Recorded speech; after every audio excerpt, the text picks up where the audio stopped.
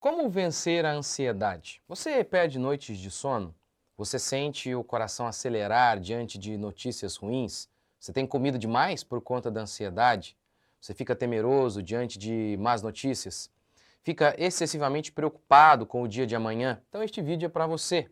E você vai ouvir o que dificilmente você ouvirá em outro lugar, a verdade. Então, curta, comente, se inscreva. Bora para mais um vídeo. A primeira coisa que você precisa para vencer a ansiedade é tomar cuidado com os especialistas. Eu não disse para você que dificilmente você vai ouvir o que você vai ouvir aqui, em outro lugar? Tome cuidado com os especialistas. A psicologia é essencialmente ateísta.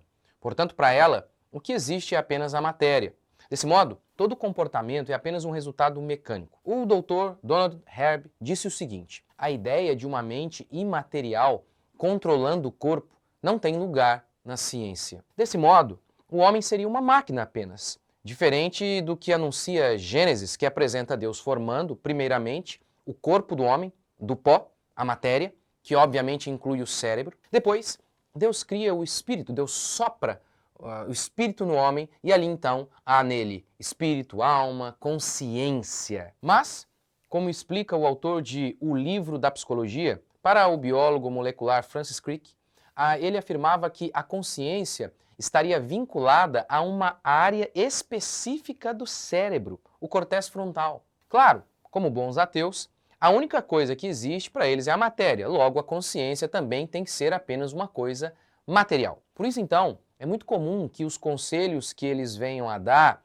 para lidar com a ansiedade passem muitas e muitas vezes apenas por dicas ligadas a aspectos físicos. Alimente-se bem, faça exercício físico e por aí vai. Claro, se a ansiedade é apenas uma questão física, o remédio também deve ser físico. Mas a ansiedade é um sentimento. Ela não está localizada em alguma parte do seu corpo, ela está na sua alma. É uma reação às circunstâncias da vida. Por exemplo, você recebe a notícia de que vai ter que prestar uma prova amanhã. Automaticamente você fica ansioso. A notícia da prova gerou ansiedade. A notícia da prova é algo material? A notícia da prova é uma espécie de bactéria que entrou em seu organismo e provocou ansiedade? Claro que não. Eu fui processado 3 vezes por falar o óbvio, por falar a verdade sobre o movimento LGBT. Na primeira vez em que eu precisei ir à delegacia prestar depoimento, veio aquela tentação imensa de ficar ansioso. Eu me alimento de maneira saudável, faço exercícios regularmente. Claro que isso é benéfico, mas tudo isso era nada diante de uma situação infinitamente maior do que eu. Sim, pois num país que prende gente por expressar a sua opinião, um judiciário esquerdista, eu estava diante de algo infinitamente maior do que eu. Você acha mesmo que comer alface teria muita ajuda diante disso? Claro que não. Os especialistas só têm dado soluções ridículas. Veja outra dica para lidar com os sintomas. Sim, com os sintomas. Eles nunca tratam a causa. No máximo o que fazem é enganar os sintomas, te deixar sedado, empurrando para debaixo do tapete os seus problemas. Mas enfim, veja uma dica dos especialistas. Anote aquilo que te deixa ansioso. Você precisa enfrentar um Golias amanhã, só porque você escreveu Golias. Pronto, você vai ficar mais calmo, pelo amor de Deus. Quando abandonamos a Deus, nós o substituímos por qualquer besteira. Por meio de Jeremias, Deus disse a Israel: vocês me deixaram, trocaram a mim, que sou uma fonte de águas vivas, por caixas d'águas furadas que não retêm águas. Sim, a raiz da ansiedade está na incredulidade. Deixe-me começar pelo meu próprio exemplo durante a pandemia. Pois durante a pandemia, o que eu aconselhei de gente apavorada não está escrito. A preocupação a ansiedade atingiu níveis alarmantes durante a pandemia. Depois que eu me tornei pastor, eu nunca ganhei muito, né? Depois que me tornei pastor. E não por conta de minha igreja, que é super generosa. Foi por opção minha mesmo. Quer dizer, no começo não havia muito o que ganhar mesmo. Mas enfim, somente depois que eu comecei meu canal, e o meu canal começou a ter visibilidade, e isso foi a partir de agosto do ano passado, que eu comecei a ter uma condição financeira relativamente melhor. Mas antes, nunca tive um alto salário, e para piorar, a minha igreja havia acabado, durante a pandemia, né, de comprar um terreno ao lado aqui de nossa igreja. E estava pagando uma prestação que para nós era um valor alto. A minha cidade está ao lado de Aparecida do Norte. E muitas pessoas de minha igreja aqui, da minha cidade, Guaratinguetá, são dessa cidade, tem comércio ali em Aparecida do Norte. é uma cidade muito turística, e totalmente turística, e uma das mais afetadas com a pandemia. Gente passando fome, assim, foi um negócio assustador. E então, como muitas pessoas de minha igreja são de lá, a arrecadação, no início, né, caiu, obviamente. Ou seja, diante de tudo isso, o perigo de que eu e minha família passássemos fome foi, assim, foi real, foi enorme, não apenas para mim, mas para muitas pessoas aqui da minha região. Mas eu sou crente.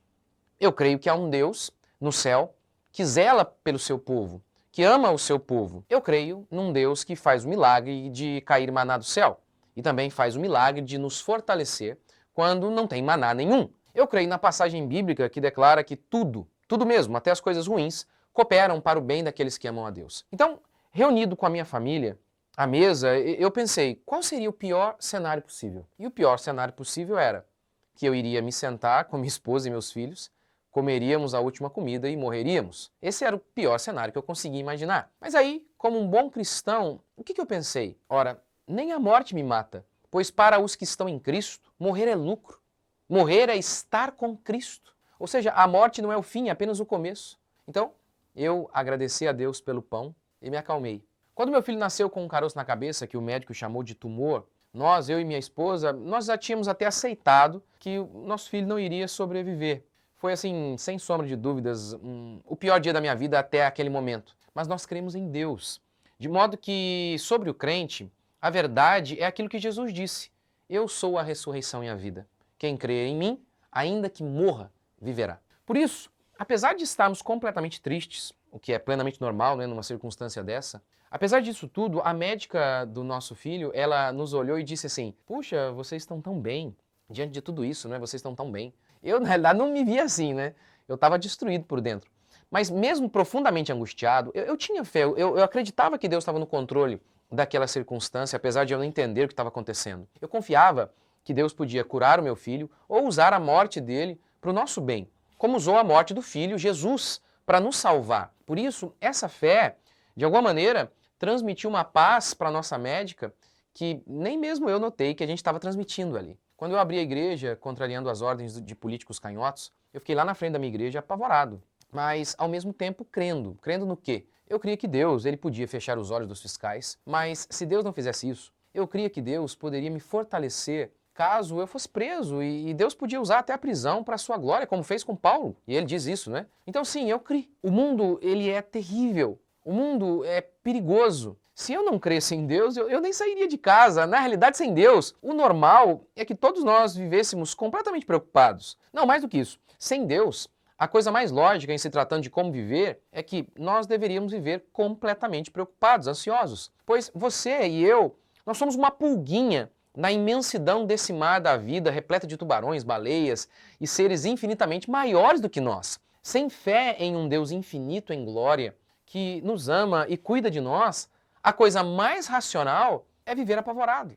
E é exatamente por isso que muitos homens estão apavorados e ansiosos. Eles estão sozinhos, eles abandonaram o Criador. Não há ninguém que zele por eles, pois eles se afastaram de Deus e têm, por isso, recorrido a todo tipo de coisa absurda para tentar lidar com suas ansiedades. E muitas dessas coisas têm apenas piorado o problema. Ou, na melhor das hipóteses, apenas mascara o problema. Não andem ansiosos. Em tudo, porém, sejam conhecidas diante de Deus as vossas súplicas. Sim, aqui está a solução bíblica para a sua ansiedade.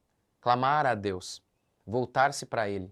Já que esta é a maneira, vamos orar. Senhor Deus e Pai, nós cremos em um Deus soberano como Tu, único e inigualável, o único capaz de acalmar o barquinho da nossa vida no meio deste mar agitado e tão perigoso que é a existência. A Tua palavra declara no Salmo 91, o salmista declara, aquele que habita à sombra do Onipotente descansa. Ó Deus, são aqueles que residem na Tua presença. São estes que não precisam andar ansiosos de coisa alguma, porque sabem que o Senhor tem o controle do mundo e das nossas vidas em Tuas mãos. O Senhor está sentado no trono e governa os céus e a terra, e governa as nossas vidas nos mínimos detalhes. E é isso que percebemos em Tua palavra quando o Senhor diz que até o fio de cabelo das nossas cabeças estão contados. Querendo com isso dizer, eu controlo a sua vida nos mínimos detalhes. Nós então cremos. E Pai, somente em Ti temos descanso. Somente à sombra do Senhor nós encontramos descanso. E eu peço que cada um desses que estão me ouvindo agora possam encontrar o descanso no Senhor, em nome de Jesus.